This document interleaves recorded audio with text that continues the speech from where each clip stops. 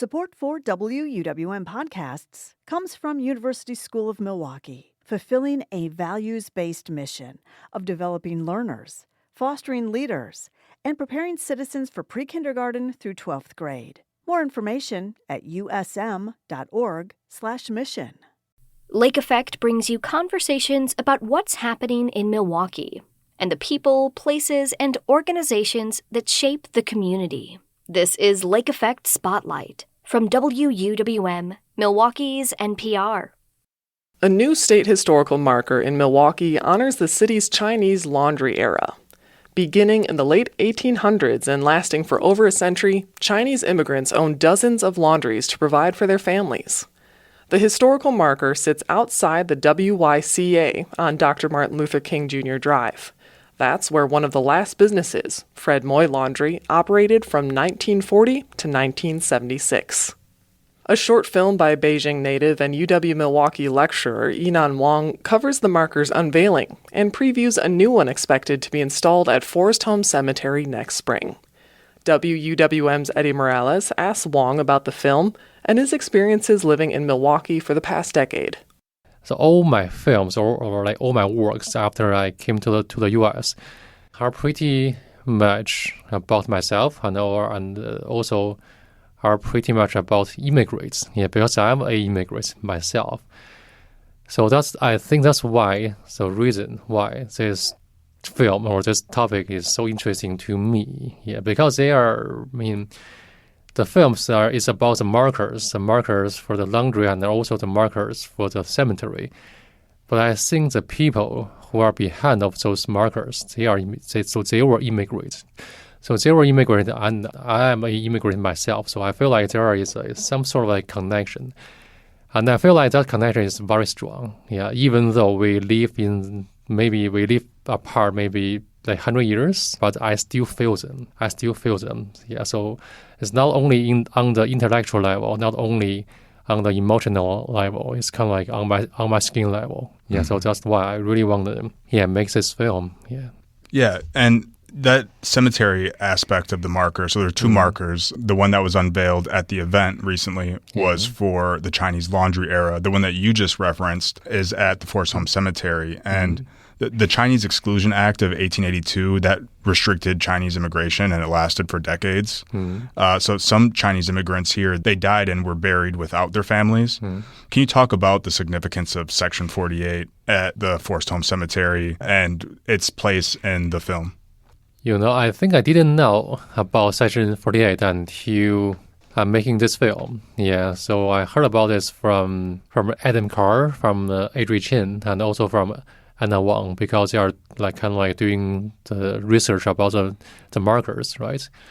Yeah, so basically the people who buried in this section, the reason of that because they were not allowed to bring their family to reunite with them from China. And also I think another reason is interracial marriage was banned for those immigrants. Yeah, so these people, I think there are maybe 50 or 60 people, and they just kind of died as a bachelor. It's kind of become a Chinese cemetery. Part of the film explores the tradition of Chinese tomb sweeping. Can you explain what that is for people unfamiliar with it? What goes into that tradition? And also if there will be any component to that when the next marker is unveiled, if there's anything you can speak to about that. So tomb sweeping is not only a Chinese tradition, but also kind of very common for the East Asian area, like Japan or Korea or Taiwan. I think it's kind of it's once a year, people they gather together to honor their ancestors. Yeah, so that is kind of the thing we do annually. So even myself and my family.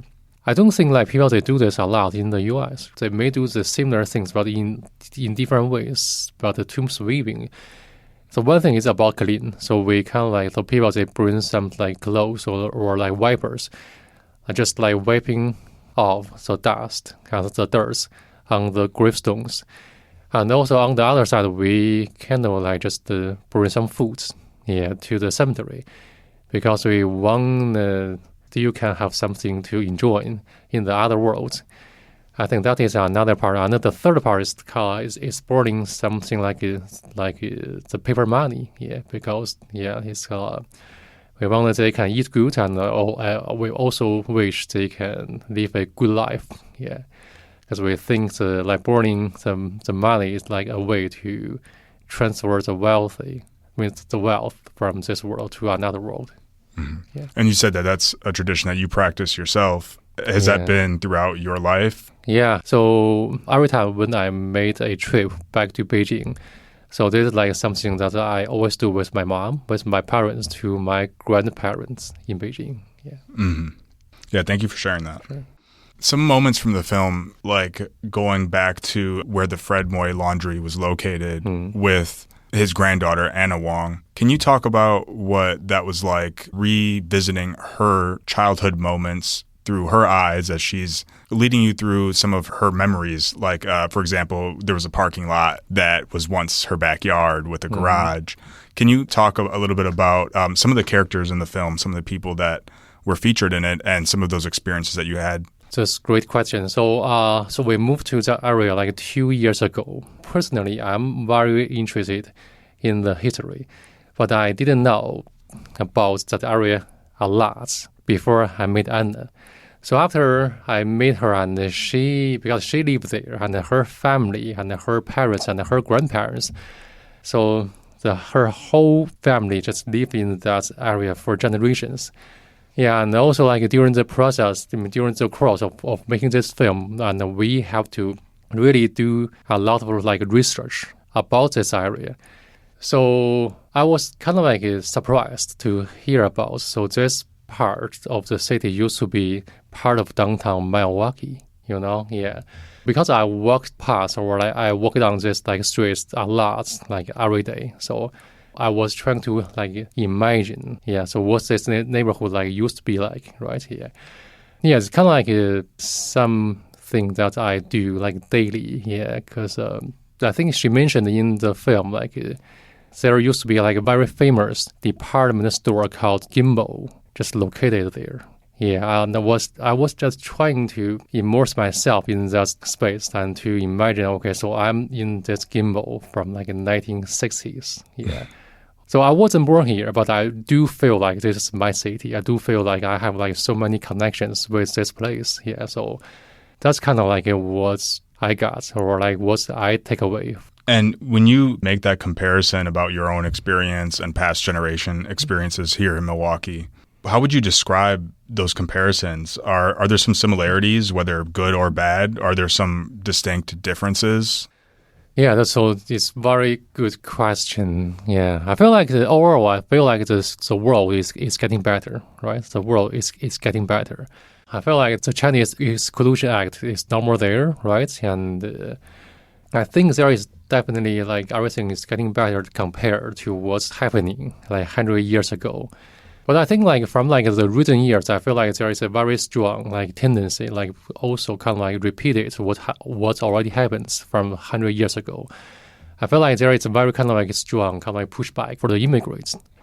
Does this project overall, does it have any particular significance to you because of your own personal experience, of course, but also because of this heightened focus on immigration policies right now in the U.S.? So I wasn't thinking about the immigration policy when I was making this film. But I think like another like personal wish, I want to dedicating this film to my child. Yeah, because she was born here and she is a U.S. citizen and she's going to probably live her life here.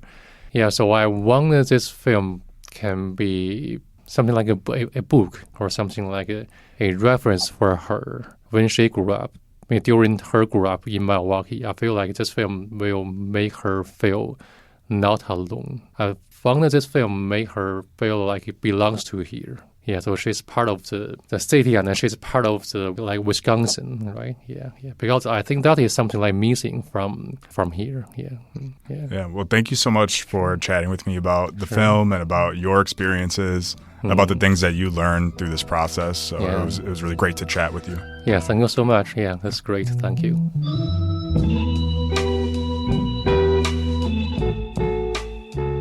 That was filmmaker Yinan Wang speaking with WUWM's Eddie Morales. Wang plans to submit his film to local film festivals for screening. You can learn more about the new state historical markers coming to Milwaukee County at WUWM.com.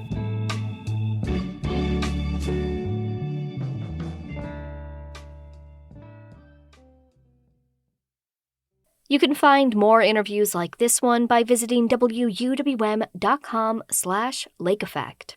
And while you're there, subscribe to the Lake Effect Spotlight podcast.